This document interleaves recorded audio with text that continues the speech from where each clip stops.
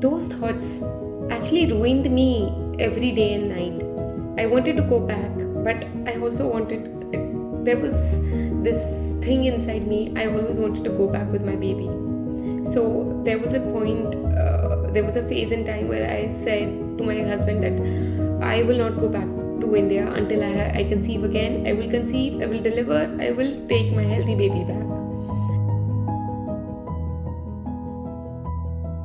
Whether you are a parent or not, Shelka's story needs to be heard. Losing a dear one is difficult, but what is it like for a mother when her first ever baby is stillborn at 38 weeks? How, if at all, does one find the strength to recover from such a loss? We all have tigress inside us. The tigress for every human being comes out, especially for women, comes out when they themselves decide that this is the time I will change my world, nobody else will. Newly married, Shelka Sharma left India to start a new life abroad with her husband in Malaysia. Shelka told me the first ceremony they ever did as a married couple was the funeral of their stillborn baby.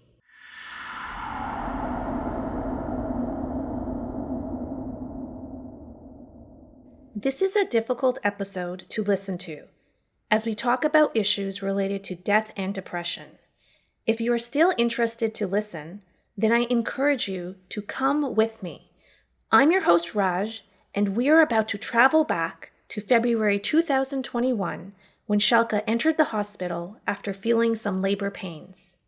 So when I reached to the hospital, there were midwives, doctor was still not there.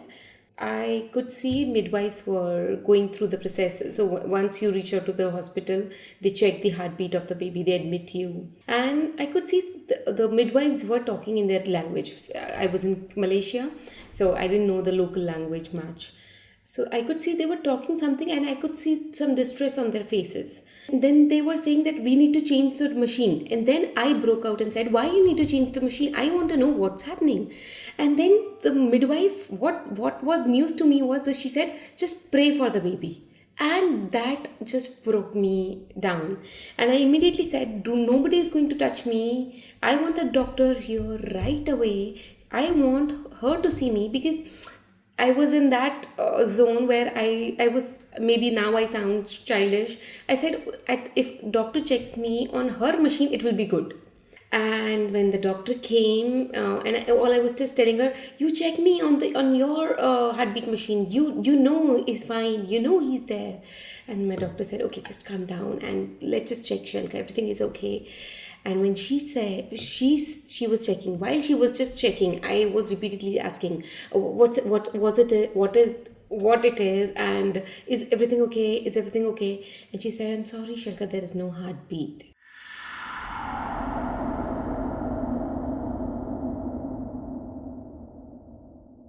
Let's pause for a moment and just reflect on what it would feel like for parents to discover at 38 weeks of pregnancy that their baby does not have a heartbeat.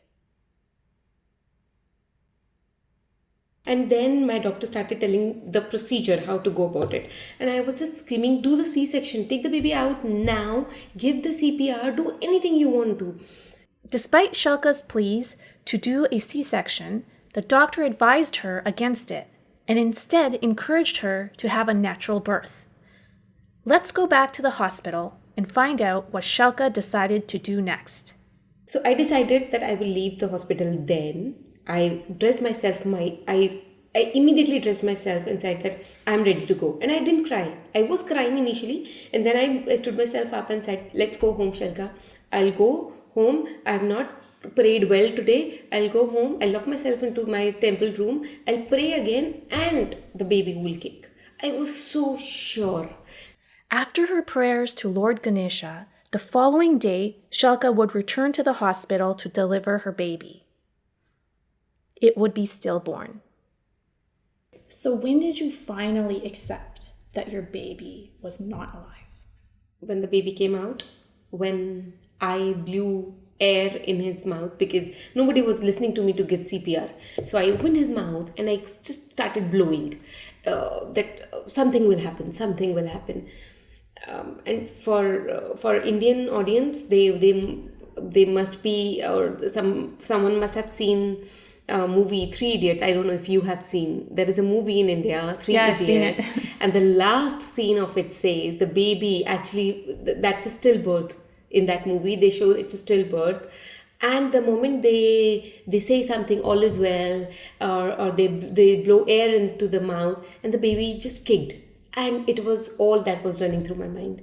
So throughout my labor pain, throughout the night, I was just remembering God. I didn't lose my faith then. I just said that yes, everything is going to be fine in the morning. I'm going to deliver very easily.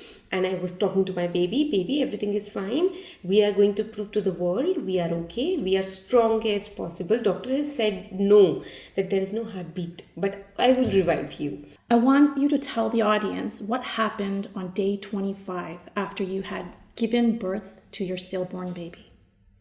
So my doctor suggested to go for a test where they will be taking tissues from baby's hands, and they will be sending it to the lab to get it tested what went wrong. So when I gave birth to my stillborn, I was in shock. Definitely, I am a mother. My husband was in shock. He's a father, but my doctor was in equal shock. The baby was fine. The body was all good, though the color of the baby got blue. It was blue in color. When you gave birth? When he came out, he was already blue because it was already more than 24 hours. He was stillborn inside. So what happened on day 25? So the reports came out finally. My doctor called me to the hospital and she told me that the baby had triploidy. Generally, I mean, we get 23 chromosomes from mother and 23 from father when you conceive a baby. But triploidy is where you get extra amount of chromosome, where the baby gets extra amount of chromosome, could be from father or mother, nobody can detect that. So our baby had 69 chromosomes. After the death of her baby from triploidy, Shelka spiraled into a severe depression for months. To truly understand Shelka's story of courage, we must first understand what this dark period in her life looked like. Let's get a glimpse. Walk us through what that time period looked like for you. Did you see a future? It was all dark, to be honest. Future is a big word for me to think of now, because I tell you exactly how it used to feel me. I used to lay on my bed all day and there was just a white wall. Be it my eyes open or close, it was just the white wall I could see, and there was no color on it. There was no picture on it. It was a blank wall. Yeah, I remember you saying in our previous conversation there was a white wall in your life and you just wanted to paint the wall. Can you explain that? I just wanted to picture it. So I used to sit with my husband telling him, do you see anything? I couldn't see light. I couldn't see tomorrow. There was just today. There was just now happening. And now what is happening? Just waiting for tomorrow. What is tomorrow? We do not know. And my husband said the same. He said, when I explained how exactly I feel, he said, I feel word by word same. I feel it the same, that I can't see anything. He didn't work. He didn't join his office for 15 days or maybe 20 days. Why? Because he said, I don't see anything. I don't know. I have lost the agenda of living life. There is no agenda. Shelka would sing and write to her baby almost daily. Have a listen to her diary entry written 10 days after delivering her stillborn baby. My angel child, we are in day 10 today, but both mum and dad still miss you badly. Today we spent most of the day talking about you. I had my doctor's appointment today, though neither dad nor me wanted to visit that hospital again. But since that doctor knows our case, I had to visit her. She said the reason is still unknown of you leaving your parents. Her words gave us no peace. and we left the hospital deciding this our last visit in the hospital.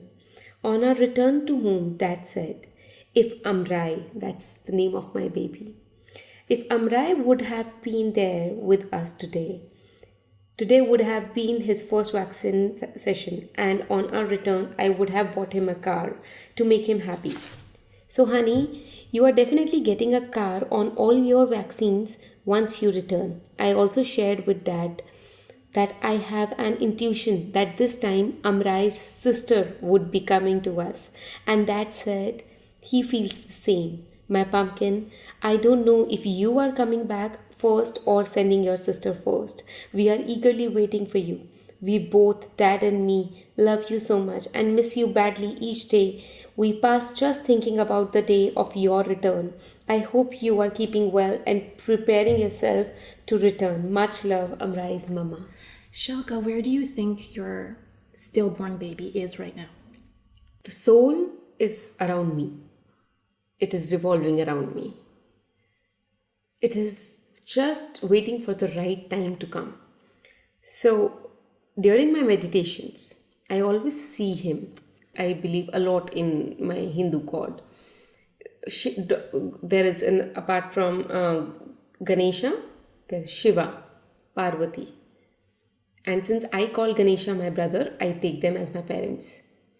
And whenever I close my eyes, I always see him in their hands. And he's safe with them. And they're going to send him back to me. I met a doctor. I met counselors. They kept telling me it's the soul that comes back, not the gender. But I don't know if I'm a different mom or if I am not ready to accept. I believe my son will come back with the same soul that he left. As the days went by, Shelka continued to fall deeper into her depression. Here is another short passage from her diary entry. And then, to feel you more strongly, I put my hand over your dad's hand, imagining you are right beside us. Looking at Dad, I always think if you would have stayed back, you would have looked exactly like him. I see you're getting emotional. Why is that? Because I just think of the time of losing him and, I don't know for how many days I did that. I used to hold my husband's hand and I used to sleep then. And whenever I used to look at him, and the only thought was, if he would have been here, he would have looked exactly like him. And why I held his hand? One, to feel my baby. Two, I was going through the fear of loss in my life. So I was really scared for my husband. So every time when he used to sleep, I don't know if he even knows it or not, I used to always hold his hand just to not let him go anywhere. There were days I used to wake up. I couldn't sleep. My husband and my mom were the two fear of my life. So What do you mean they were the two fears of your life? I mean, for a baby, for every mother, the child is the closest, and for the child, every mother is the closest. So after my baby, I was really scared for my mom. And I had heard stories from my brother telling me how devastated my mom was hearing me losing my baby and being alone without her in altogether different country. So it was very difficult for me to pull myself back for her. So when there were nights I couldn't sleep, thinking, what if something wrong happens to her? What if I'm not able to see her? Will I be able to see her? Will I be able to meet her? Is this the end of the life? So those thoughts actually ruined me every day and night. I wanted to go back, but I also there was this thing inside me. I always wanted to go back with my baby. So there was a phase in time where I said to my husband that I will not go back to India until I conceive again. I will conceive, I will deliver, I will take my healthy baby back. So that's all was running through my mind. And then when I used to talk to my mom, that fear of losing her was equally disturbing, equally depressing for me. That am I ready to wait that long? How is she going through without seeing me? What I am going through? She hears me crying on the phone, which I honestly stopped at a very early in time because I didn't want her to impact her life. You kept telling yourself, you told me, I have to pull myself back. Nobody else can. Yes. Now that takes a lot of strength considering you are in a depression. Yes. Why did you believe it was up to you? So when we as couple was going through that phase, I could see my husband so low in life that I was not ready to accept him that ways. So I stopped smiling. I was okay with that. I stopped laughing. I stopped smiling. I was in some other zone. But when I saw him going so dull, lightless, just lifeless, living a life without a life, that I couldn't accept that. And that was a point where I decided if I am happy, he's happy. If I am alive, he's alive. For him, I have to come back. And as soon as I do it, the soonest I do it, the soonest my baby will come back. Because my husband told me that I am not ready for another chance so early. A doctor suggested that after 3 months of rest, we can plan again. Because she said, I will not come out of this depression until I have my baby back. So we should plan early. But it was my husband who said, I don't want a baby. I want a healthy, happy baby. For a happy baby, I want you to be happy and mentally fit. But it took you a lot of courage to get out of the depression. Yes, that was my decision for my family. That I will bring myself back. Nobody is going to help me. And I tell you where that courage came from. Well, I know your nickname is Tigress. Yes. Does that have anything to do with it? Yes, I can. Yes, absolutely. My dad used to always tell me, I'm a tigress. And I had seen my mom coming up after my dad, raising us like a tigress. And I decided she lost her husband and decided to raise her kids. I lost my baby. I can make it again. I have an opportunity to bring it back. She didn't have it. Still, she pulled herself and she did it. And why can't I? I am her daughter. I am a tigress from a tigress. And I decided this is it. This is me, Shelka. I kept on telling myself, Shelka, you have to do it for your family. You have to bring your husband back before you bring your child back. To bring the baby back, we have to bring the light amongst us. And that was the time I decided, okay, let's go out. And more than that, who helped me through this light were our 4 friends. Not just 4, I would say there were 3 couples who just made sure that we are alive. They raised the confidence in us. You yourself will again make a healthy baby. It will be you who will make it, nobody else. Yeah, I understand that your friends were there for you when you were having your depression. They would allow you to play with their children. They would check in on you. So you're saying it's so important for people to recognize if someone is going through a hard time, to be there for them. It means a lot. And be there all heart. Just do that for humanity. And I understand that after all this darkness, there was some light in your life. Yes. Who showed up as a colorful rainbow into your life? That's our adorable, most precious one, my daughter Armaya. Oh, having her, I can't tell you, I still get the goosebumps that she's finally here. And I knew it's a girl. And that was so joyful. You won't believe, not even for a second I felt sad for not having my son back. Because I just accepted this news that it's the sister who wants to come first. And he wants to help me to raise her brother. And you know your son will be coming back later. Yeah, I still believe. I still live with that belief in me. And I know he will. So looking back, would you have changed anything ever since you found out about your stillborn baby? Oh, change as in Like in when this scenario. When you look back at what you went through after you found out that you had a stillborn baby, and you reflect, is there anything you would have changed in your behavior or how you looked at things? Or do you feel you just did your best that you could during that time? I do believe that I did my best also. I also believe the tigress that rose in me should have come up little early. The darkness would have been less. The time period of darkness would have been less. And we would have got our rainbow much early. How could you ask for your tigress to come up earlier? Like, what could have you done?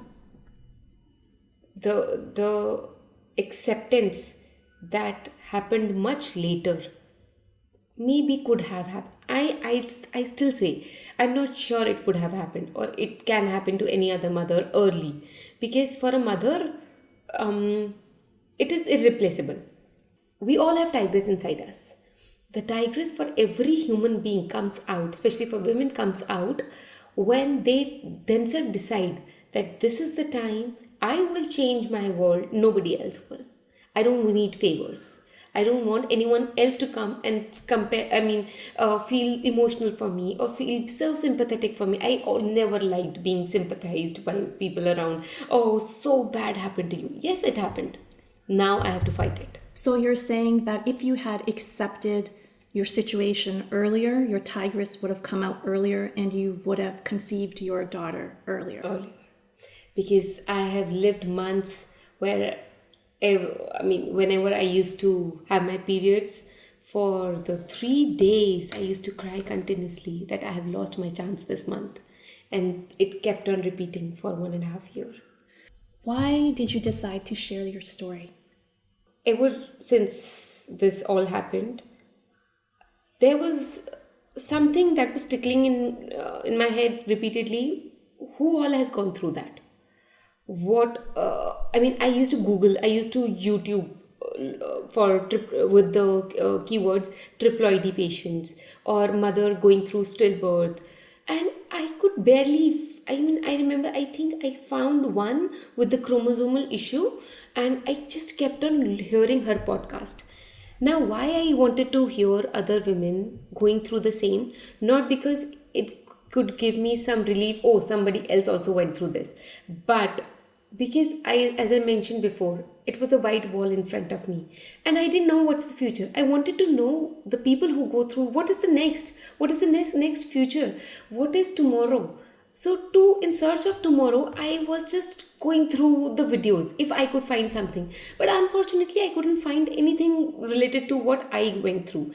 And there I decided, someday when I will have my light back in my life, I will definitely go out into the world and record this thing. For I so wish and pray no woman ever needs to find my video or my audio and hear me what I went through. But still, if ever any other mother, any other woman goes through this, maybe my light of my life helps her to grow and to pull herself back.